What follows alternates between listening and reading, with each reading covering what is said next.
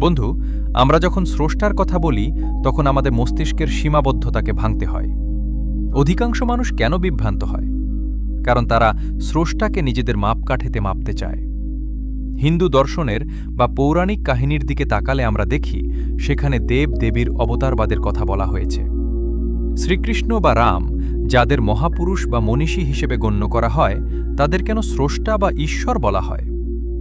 যুক্তি দিয়ে ভাবুন। স্রষ্টা তিনি, যিনি অসীম। অসীম কি কখনো সসীম হতে পারে? ধরুন, একটি গ্লাস যদি পানির অসীম মহাসাগরকে ধারণ করতে না পারে, তবে অসীম স্রষ্টা কি এই ক্ষুদ্র পৃথিবীর নশ্বর মানব শরীরে আটকা পড়তে পারেন? যদি স্রষ্টা নিজেই মানুষ হয়ে পৃথিবীতে আসেন, তবে তার অনুপস্থিতিতে পুরো মহাবিশ্বের নিয়ন্ত্রণ ব্যবস্থা কে সামলাবে?